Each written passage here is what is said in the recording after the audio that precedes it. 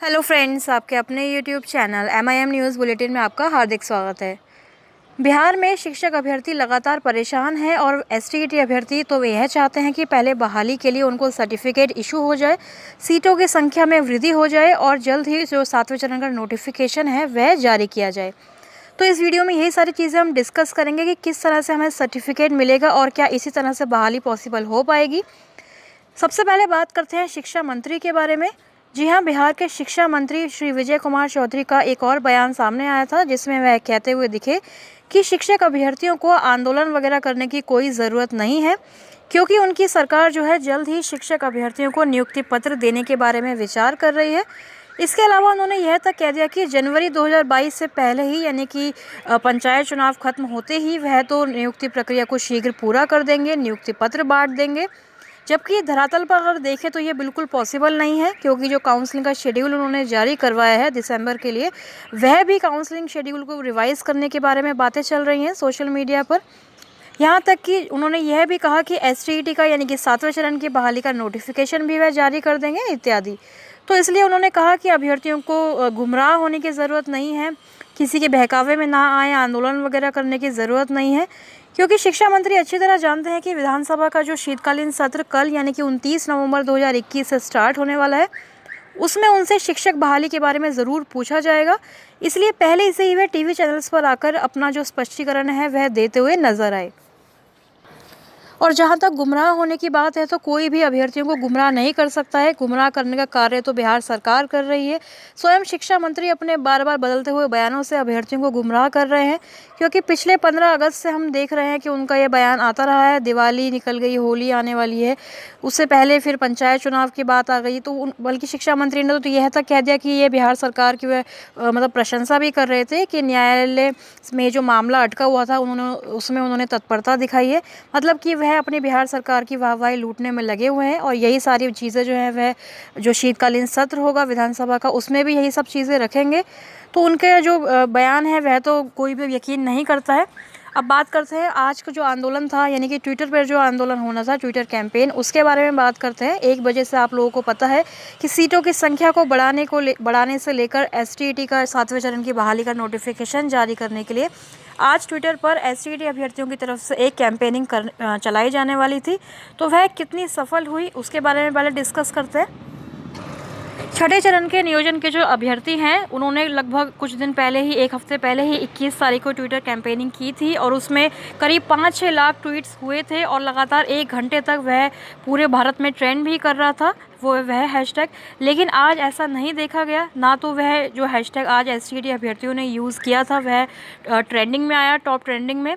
तो इससे हम पहले तो यह समझ सकते हैं कि STET अभ्यर्थियों को अभी भी यही लग रहा है कि वह नॉट मेरिट वाले हैं, तो हम उसमें पार्टिसिपेट नहीं करेंगे, हम उसमें ट्वीट्स नहीं करेंगे।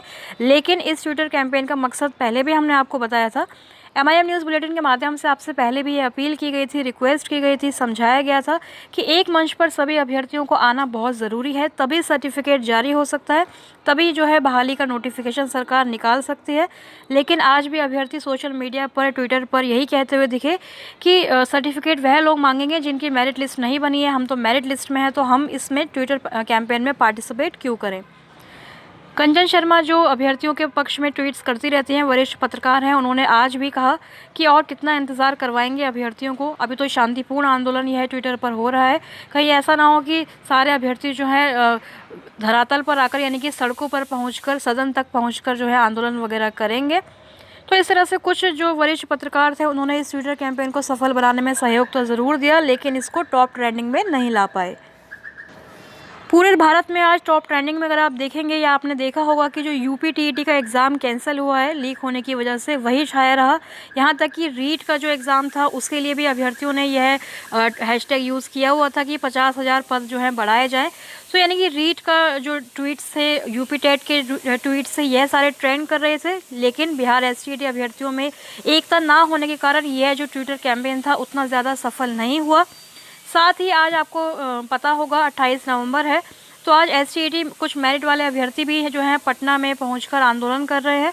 तो वह भी इतना सफल होता हुआ नहीं दिखा, क्योंकि मेरिट वाले अभ्यर्थी भी खेमों में बढ़ चुके हैं। पहले तो ये मेरिट और नॉट इन मेरिट का झगड़ा था, लेकिन अब सब इंडिविजुअल अपने ही बारे में सोच रहे हैं, अपनी ही बातें करने में लगे हुए हैं। तो वह भी उस आंदोलन का भी जो आज पटना में चल रहा है उसका भी कोई खास असर होता हुआ आज नहीं दिख रहा है। तो यह सारा जो असर है वह शिक्षा मंत्री के बयान का है। क्या उन्हीं के कहने की वजह से अभ्यर्थी आंदोलन में पार्टिसिपेट नहीं कर रहे हैं? ऐसा नहीं है।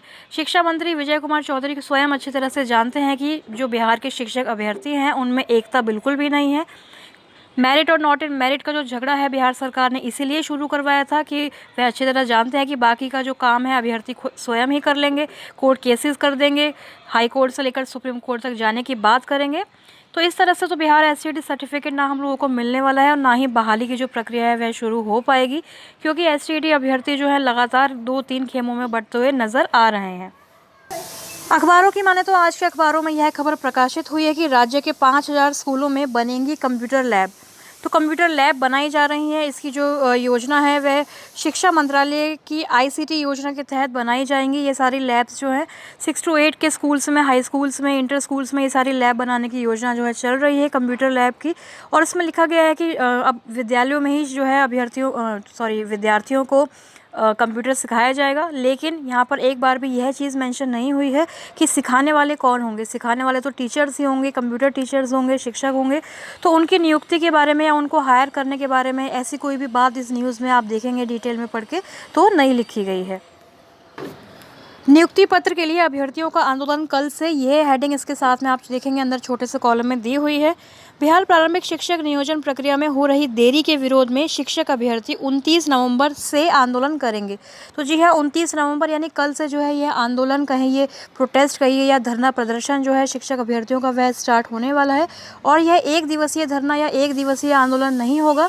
29 नवंबर से यह स्टार्ट होने वाला है और जब तक जो है सरकार कोई ना कोई जवाब नहीं देगी, सेटिस्फैक्ट्री कोई भी आंसर, कोई भी डेट जो है फिक्स नहीं करेगी नियुक्ति पत्र वितरण करने को लेकर, या फिर कब तक छठा चरण कंप्लीट होगा इसको लेकर कोई भी, जब तक सरकार कोई विज्ञप्ति जारी नहीं करेगी या कोई बड़ा कोई शेड्यूल या कोई इशू डेट नहीं करेगी, तब तक यह आंदोलन चलता रहेगा। यह प्रोटेस्ट खत्म नहीं होने वाला है।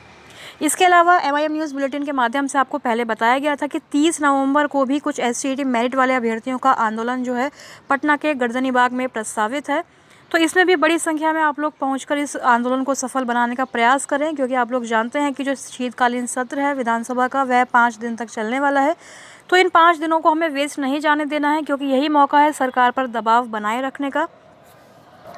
असेंबली के अंदर, सदन के अंदर भी यह प्रश्न पूछा जाएगा शिक्षा मंत्रालय से। तो शिक्षा मंत्री का आपको जवाब पता है, वह यही सब चीज़ें बोल देंगे जो वह मेन स्ट्रीम मीडिया पर आकर बोल चुके हैं, टीवी चैनल्स पर आकर जो लगातार वह बयानबाजी करते रहते हैं। तो वह यही सारी चीज़ें सदन में भी बोल देंगे। लेकिन अगर बाहर से भी, विधानसभा के बाहर से भी आंदोलन जारी रहेगा और अभ्यर्थी लगातार दबाव बनाएंगे तो मुमकिन है कोई ना कोई जो है सरकार को डेट फिक्स करनी पड़ेगी कि कब तक वह ज्वाइनिंग लेटर देंगे और कब तक जो है एसटीईटी का यानी कि 7th फेज़ का नोटिफिकेशन जारी करने वाले हैं। तो फ्रेंड्स, अभी यही सारी चीज़ें थी, ये सारी अपडेट्स यही थी शिक्षक बहाली की। तो इस तरह से एसटीईटी सर्टिफिकेट और जो 7th फेज़ की बहाली है वह स्टार्ट नहीं होगी जब तक हम लोग एकजुट नहीं होंगे, एक मंच पर नहीं आएंगे। तब तक तो यह जो मामला है अभी काफ़ी दूर होता हुआ नज़र आ रहा है। कोई भी जो ट्विटर कैंपेन है, कोई भी जो आंदोलन है वह तभी सफल हो सकता है जब सारे जो शिक्षक अभ्यर्थी हैं, यहाँ तक कि जो छठे चरण के शिक्षक अभ्यर्थी हैं और 7वें चरण के अभ्यर्थी हैं, उन सबको भी एक मंच पर बिल्कुल एकजुट होकर अगर आंदोलन करेंगे 29 नवंबर से, जैसे कि छठे चरण के हैं, फिर 30 तारीख को एसटीईटी अभ्यर्थी भी अगर वहां पहुंचते हैं, सारे एकजुट होकर अपनी आवाज़ को अगर उठाएंगे तो जल्द ही सरकार पर कोई दबाव बनाया जा सकता है। तो इसी तरह कोई भी अगर अपडेट आएगी सबसे पहले MIM न्यूज़ बुलेटिन के माध्यम से प्राप्त करने के लिए हमारे चैनल को सब्सक्राइब करें एवं बेल आइकन प्रेस करना ना भूलें, क्योंकि लगातार शिक्षक बहाली की सारी अपडेट्स हम कवर करने की कोशिश करते हैं। अभी के लिए फ़िलहाल इतना ही। Thank you for watching.